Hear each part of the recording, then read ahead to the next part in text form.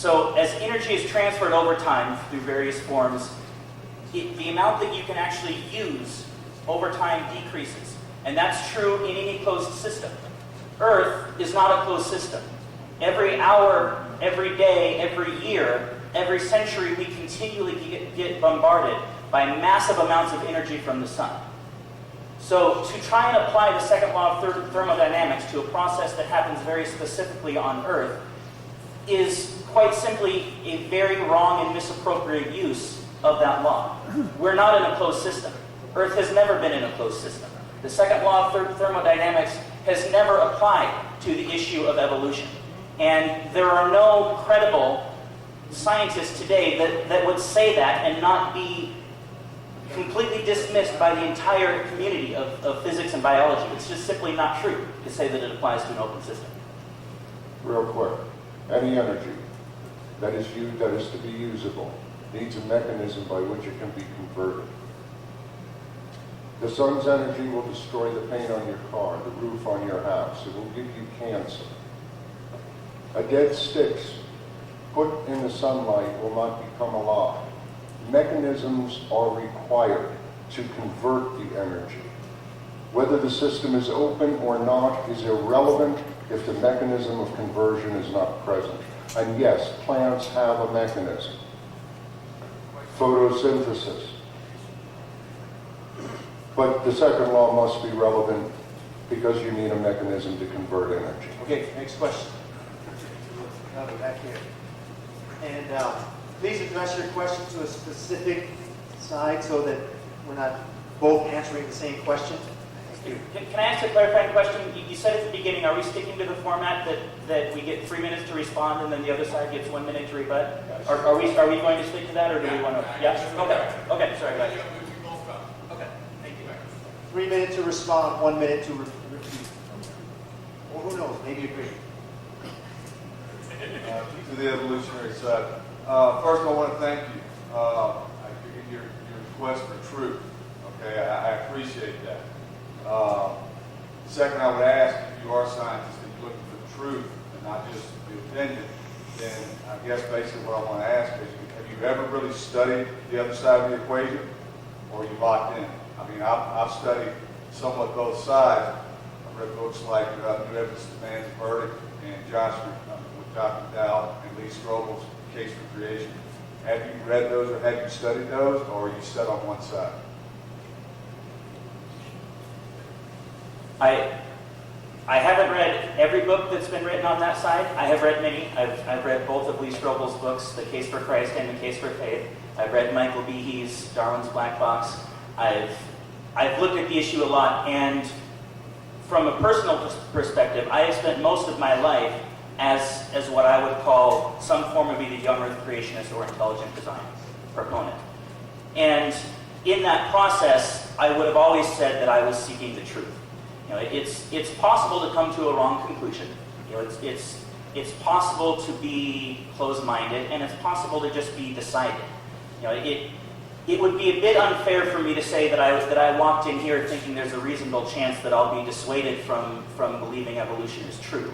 You know, the evidence that supports it is so overwhelming, and the coincidence that it would take for all of the different lines of evidence to not just point towards shared ancestry, but to point to the same specific tree of shared ancestry, for that to be coincidentally wrong would be really, really bizarre to a scale that I don't even know how to express. So it would be fair to say that I consider myself decided on the issue.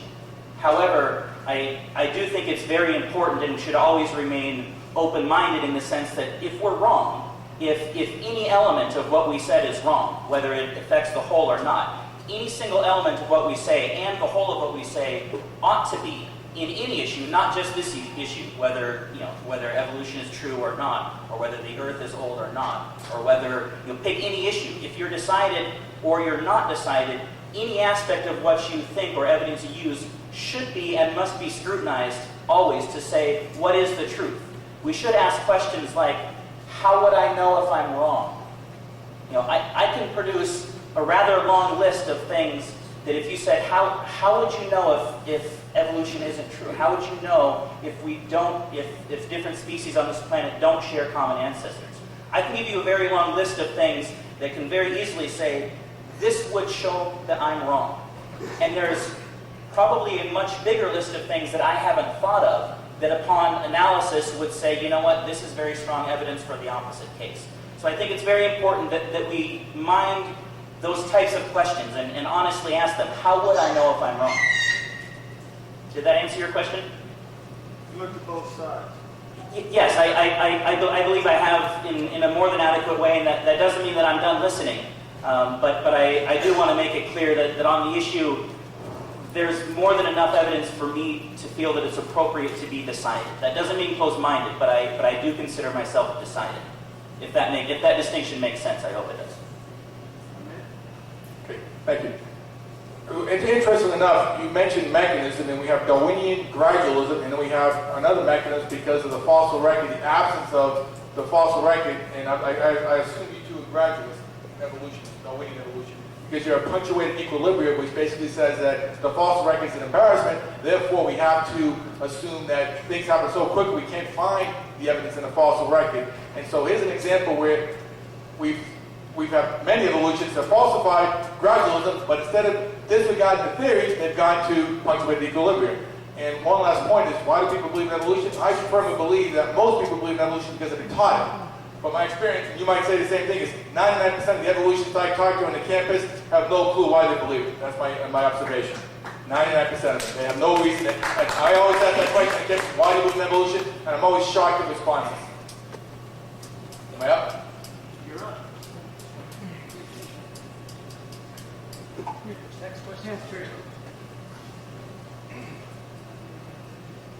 To the evolutionist, if you were walking on the beach and you saw 3 or 4 sentences written in the sand, that was information directed specifically to you, would you think that that got there from the birds or the rocks or the waves creating these sentences, or would you assume that those sentences were written there by a person meant for you? The latter.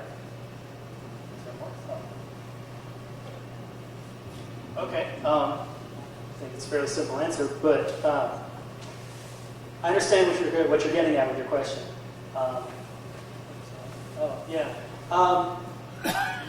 What you're referring to, messages directed directly at me, at us, are not replicating. They're not replicators. They're not replicating structures. That's not what we're talking about here today. They don't have children. They didn't. I think I've answered. Just to elaborate on that just a little bit, when you talk about finding a watch on the ground, or you talk about finding a message written in the sand, or you talk about finding a complex organism, evolution really it applies very specifically to imperfect replicators.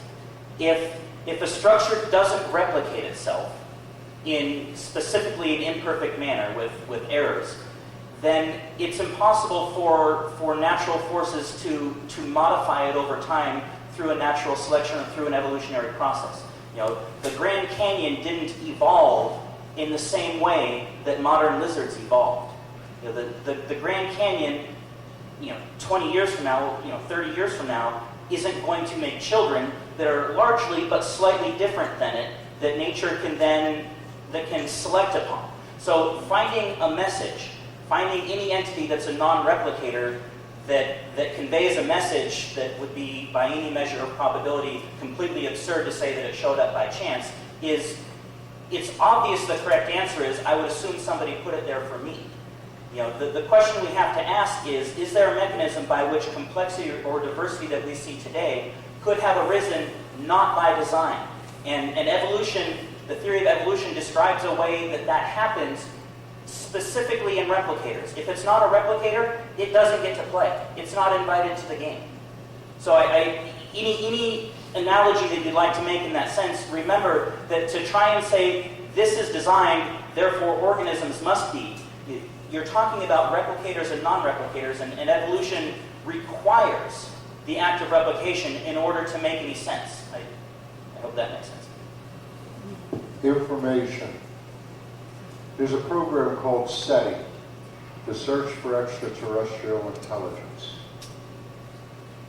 I was watching a video one time and the director of that program was asked a question.